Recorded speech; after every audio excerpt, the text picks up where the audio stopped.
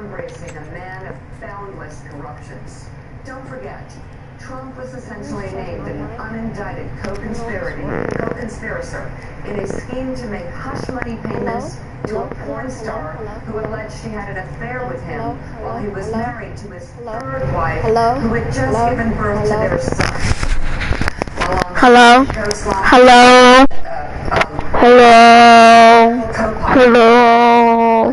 Alright. Played an important role in my Christian pilgrimage. In speaking about the widespread, reflexive, evangelical support for the president, kellz lamented the effect this moral freak show is having, especially on the younger generation. We're losing an entire generation. They're just gone. It's one of the worst things to happen to the church. I'm baby With a reporter for the Washington Post, Eugene Scott, and Eugene, I mean, this is something bad. You know, we saw, I guess I have to say, it's mildly now with Bill Clinton, with the whole Monica Lewinsky scandal, and it had an impact on a generation of teenagers, and, you know, what the meaning of is and all that. I'm not going to relive it. This is something completely different. There's a lack of care about any poor here. And is it possible that this presidency is impacting the evangelical community and taking away their core values? Go check out. Absolutely, and Peter Winter makes a very important point. If you look at the data, you see that millennials, and we'll see even soon Generation Z, are disconnecting from conservative Christian communities at rates that are higher than previous generations, in part because of a lack of interest, but a lack of confidence that these communities hold the same values that they have professed for years. And one of the reasons why they do that, or they believe that, is because they see in the political sphere what conservative evangelicals are supporting and what they're not supporting. We've seen very recently in another Pew poll that no group supports keeping refugees out of the U.S. at higher rates than conservative white evangelicals.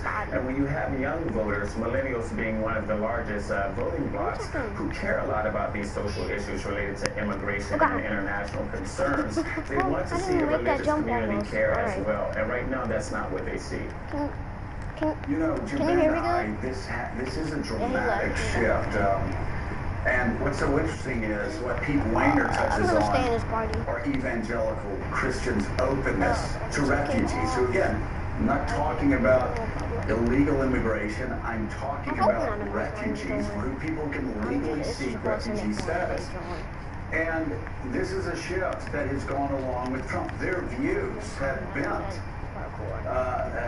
and gotten actually closer to Donald Trump's. It hasn't gone the other way. And what's so fascinating, as Pete Wayner points out, is we're talking about the core of Jesus' message. Whether you're a believer or not, you read the Gospels, and the core of it is in Matthew 25, where Jesus says, if you want to know whether you're going to go to heaven or not, it's whether you help the poor, whether you help the hungry, that's the core of the message. You can look at the story of the Good Samaritan, things that white evangelicals have been taught their entire lives, and things that they actually were doing. When I went over Hurricane Katrina, I saw a lot of evangelical organizations, even before the government was doing their job properly. They were there helping. This is a pretty radical departure.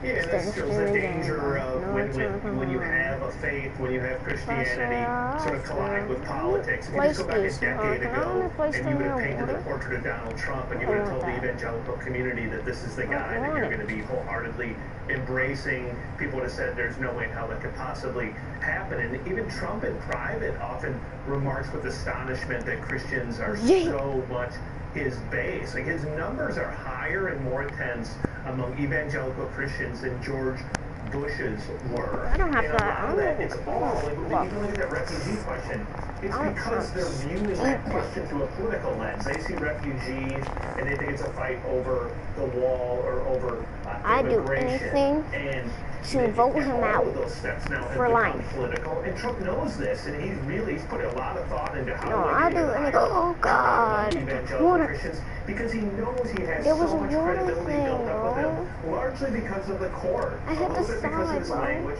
but a lot about the court. A lot of evangelical Christians outside of the cities feel under attack, They disagree with where the country's going on abortion, and they look at what Trump is doing in terms of the two justices he's put on the court, what he said about abortion, and for whatever reason, they then suspend disbelief on a lot of other topics that in the past I don't think a lot of Christians would have tolerated. And by witness, a lot of Christians that don't tolerate this. It's just, I mean, it's a big segment of the older part of the evangelical community. So, Mike, it's important as we look at that number, 68% saying that there's no responsibility to take care of these immigrants as they cross into the United States, that there are church groups doing incredible work down at the border. Well, actually, I have so much on. Happened for many, many years. There are evangelicals who put out an open letter against the Muslim ban. There are people, as Jim said, standing up in the religious community. But that is a political question. That 68% defense of Donald Trump, a man that many of them have said, right. President, not a saint. A guy who would stand up for us. Yeah, well, I think there are many people, I include myself in the many people, who know there are multiple issues on the table in the course of this campaign for the presidency. There is the border, there is the future of NATO, there is the Middle East and things like that. But I think the core of the campaign is what this one man, has done to alter our country. We now have the acceptance of abnormality as a huge underlying issue in this campaign and in everyday American life. And the acceptance of cruelty, the acceptance of misogyny, the acceptance of corruption, both political I have a bunch of these in that other world. And each candidate has an obligation, I would think, to address these issues in some form or fashion. Because what happens is that it is altered You think I'm a grind the reality of No, America sir. and the image of America around the world. I just want to be cool for bitter my friends and that you have a class. political movement, that you now have a subset of the church, Steve Kornacki, that is so obsessed Wait, hold on. with the Go get some appointment of my of federal diamonds. judges over the treatment of young children, Look worried like another small person. about the unborn, This one's kind of and cool. I like seemingly it. dismissing how Happy is not tall, but children are treated, like all my how other ones, like infants are the treated, ice how cream. toddlers are treated, how these children Oh, on the border gosh. are being abused. Like But it's poop fire. there is no doubt, and I know this is I someone used to have a who grew horror up barn. in the Southern Baptist Church. There is no doubt that the single Yeah, this motivating is my factor horror. overriding almost every other that's factor horror. is the Yeah, I can appointment name of federal these skins. judges. So the Name it, appointment of federal judges now, Trump, baby actually what Jesus baby writes about sleeping horror barn. in Matthew 25 talks about in the Gospels about taking care of the poor, the disadvantaged, the hungry, the thirsty. Yeah, I mean, it's been fascinating for all the reasons that have been pointed out here to try to figure out the relationship between evangelicals and Donald Trump politically and how this alliance ever came to be and what sustains it. And you point to federal judges. And when I've heard that, I've always had to respond. I said, well, you know, George W. Bush appointed all sorts of conservative federal judges too, and yet he wasn't doing necessarily as well with evangelicals as Trump is. And I think the best explanation from talking to folks about this that I can come up with is I think there's been a broader, outside of our politics, there's been a broader shift in our culture over the last, it's a generations-long thing, but certainly just since Bush has been president as well, where the culture itself, I think, has grown rapidly more secular, has grown rapidly more liberal in some areas. Gay marriage, you know, over the last couple of years, you know, all sorts of different questions there. And I think more and more conservative evangelicals have looked to the courts for protection and for carve-outs when it comes to religious liberty, almost saying the culture is moving so fast in this direction, the courts are what can protect our own liberty. I think that might be what has made that issue so particularly important to evangelical Christians now, even compared to where it was when George W. Bush was president. Yeah, you know, Susan Page, Tim Carney points out sticks from these trees. evangelical has now become a label that doesn't necessarily mean that you're a churchgoer. And evangelicals who attend church regularly vote for Donald Trump in far lower numbers than those who just self-identify as evangelicals. That's all. You know, this trend with white evangelicals did not start with Donald Trump. It was a trend that began before that, although he has certainly exacerbated it. And I think that the main reason that's happened is because of a more singular focus by white evangelicals on the issue of abortion. It's made approach to politics much more transactional. It's made white evangelicals many of them able to say that they don't care about President Trump's personal behavior. They care about his willingness to take whatever steps are necessary to oppose abortion rights. And he has delivered for them in a variety of ways.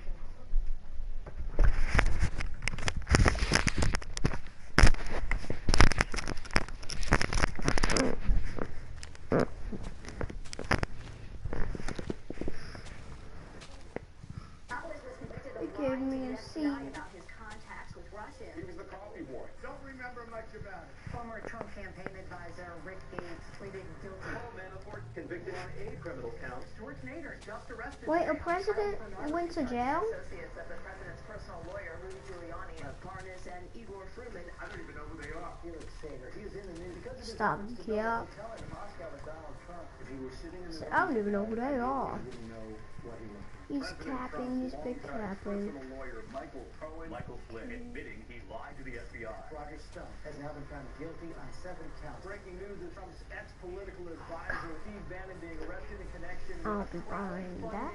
scheme called We Build the Wall. 4.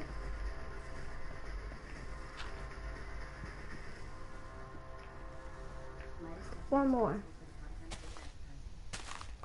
That's normal, right?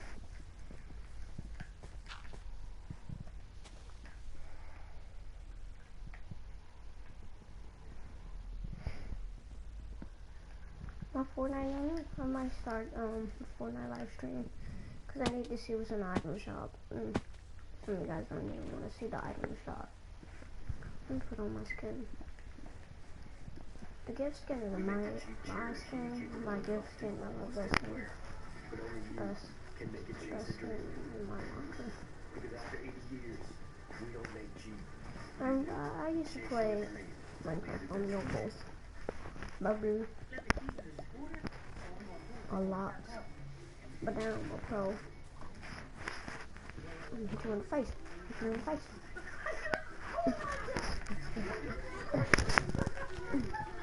I want some pork. Give me some pork.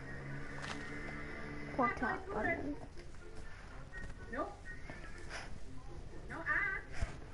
Just, I got a stick, guys. I told you. Just look at it.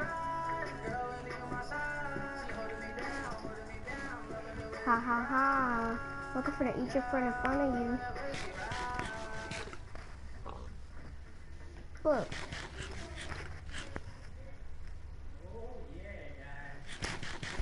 Hold on, let me eat in front of one. It's a pig, it's a pork chop. What is up, guys? How you guys doing today? Right now, today, as you're watching, I'm actually in one of my investment properties. Yes, guys, I said investment properties. I invested on money. I got this, y'all. I got this. But this is actually my tattoo shop with mine and Jordan. And look at my head tattoo artist. Huh?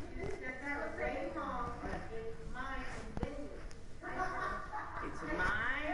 As a matter of fact, you know what? It's mine, and I'm gonna think about that, Jordan. Y'all gotta work on that tattoo shop, cause I don't think nobody gonna be there. Guys, before we even get into today's live, I wanted to show you guys. I think that was 2 years ago. What's up? I hope you heard your Probably yesterday. Keep it shot again. Right now we're focused on the tattoo I shop. feel like a baby swimming in water. That's what I feel like. I feel like a baby swimming in water. Oh, my control moment.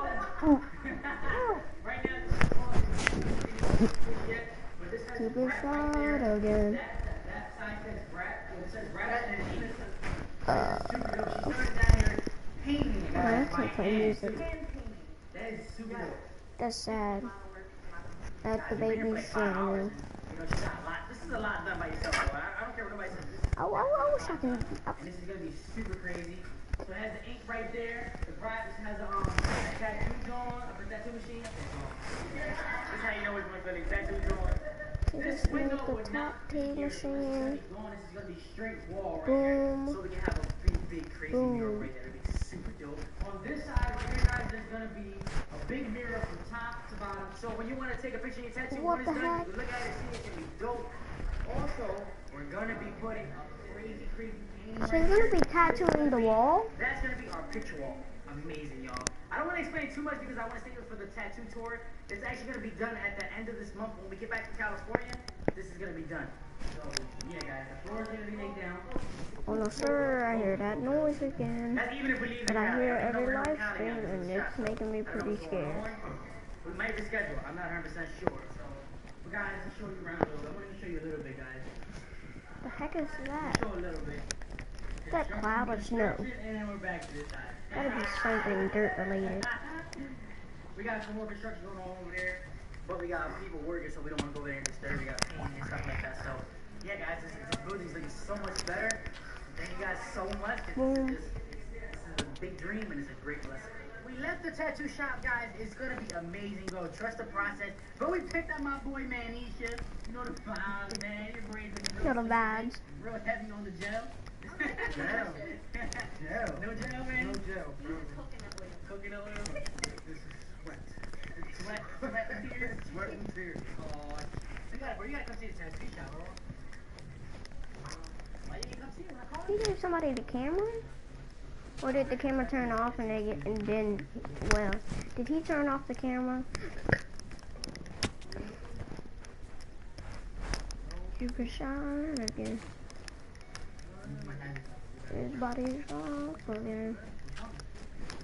I'm gonna end the live stream for a little bit and then we'll get back on. If somebody joins, I won't leave the live stream. I just want somebody to talk in the live stream. I just want some y'all got any of these drones available? All of them? What time? Dang it. Man, I want to know now, bro. Actually, don't even gotta talk. You gotta take my money? Stupid shot of you.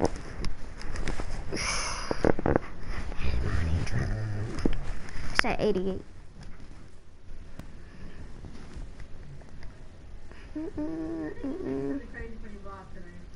He's still in here? I didn't know he was still in there. Oh, I'm still in it.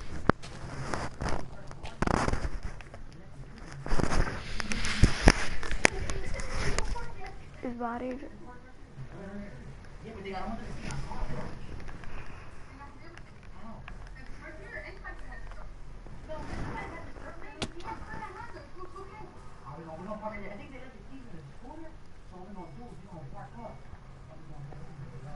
I don't want to walk without lava. I'll make a Venom TikTok. Guys, nobody tried to super spontaneous, so You've never seen bro. in your Bro, life. Manny's a straight goon, bro. Look at him, bro. Manny and Fanny all over there. Yo, No more shots again. She got dropped again.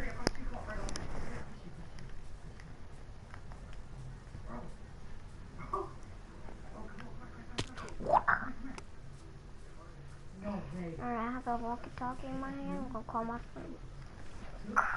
353. Now, AARP's work is more important than ever. Access to health care, affordable prescription drugs, opportunities to save for the future.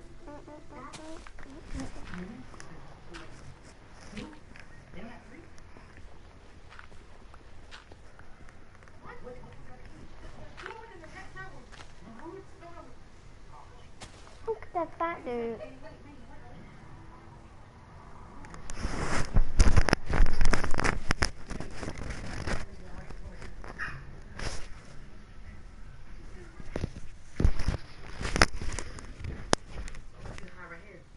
They get out and chase us. I don't want them this accident. What is he doing? Hello, scooters. Huh?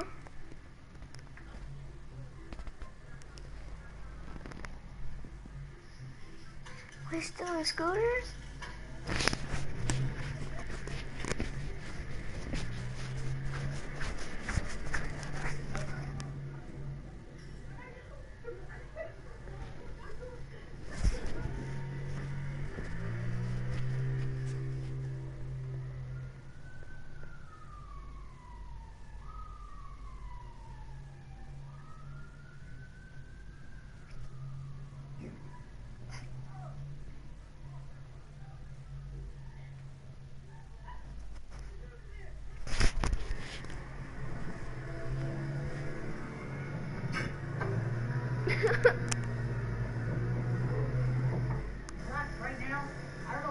trouble we left her, guys. We freaking left Jordan, bro.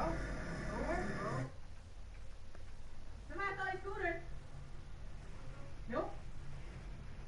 No, I'm not paying for nothing. Did you see me steal it? No, it wasn't. Did you see me steal it? No, it wasn't. I'm still here. I'm right here with y'all. No? I'm cold. Y'all need to do better. I just do food get stolen. Why are y'all even driving scooters? Scooters are slower than slow. Don't put your pants on. Let's go. You ready, man? You ready? Come on, man. Let's go. Let's go. Let's go.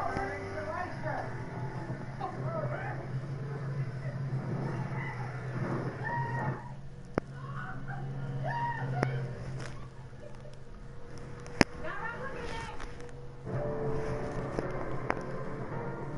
She was extremely close.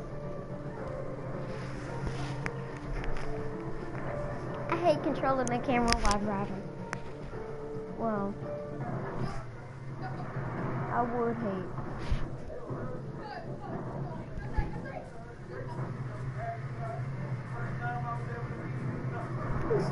He's so well.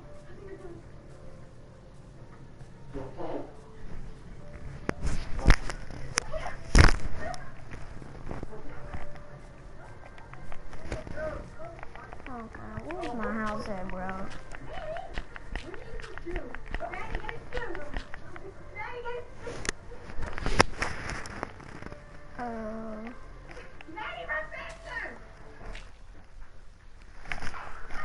Yo guys, man, major shout out to my boy Scooter Reynolds, man. If you gotta go get his number real quick, man. Shout out to Bobby. Right here, guys. These are scooters, and these scooters are super duper fun, y'all. And you got clothing. What kind of clothing, bro? We got the jerseys for the bike. We get heavy on the color for the bike. We got the graphic t-shirts. We got the trap shirts, the hoodies and the sweatsuits on their way. Definitely, man. Man, listen, this was all just to support the movement. I wasn't gonna tell y'all it was scripted, but I was like, why not, guys? It was super fun. But now, the squad of me, Fatty, and Manny, and Chicken. Let's go with Fortnite's done. You know me, but I can't show you that. Little sneaky. But Good job. alright guys, see you later. Scuba shot.